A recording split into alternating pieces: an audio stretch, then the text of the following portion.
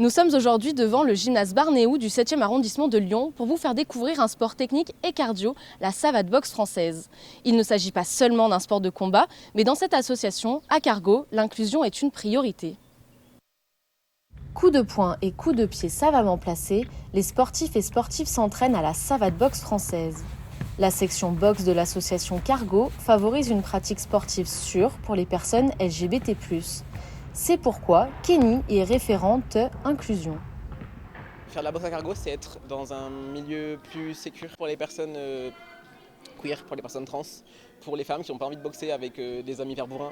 En tant que référente inclusion, c'est bien s'assurer du respect des pronoms et des prénoms de chacun. On a des vestiaires non genrés, on est à l'écoute de tout le monde en fait. Si les gens ont des problèmes en milieu d'année, on sera là pour les écouter et les guider au mieux.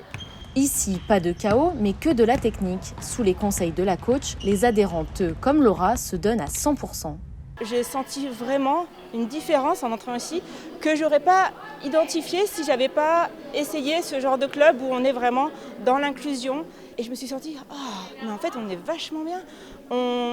Aucun préjugé, les gens, on est détendus, on peut discuter facilement. Aujourd'hui, la section compte 112 adhérentes contre 9 il y a 3 ans. Son succès est dû à cet effort d'inclusion ainsi qu'à la maîtrise de ses gestes. On attaque, mais on vise à la touche comme à l'escrime. Contrairement à ce que les fédérations sportives proposent, nous on n'est pas sur un règlement genré.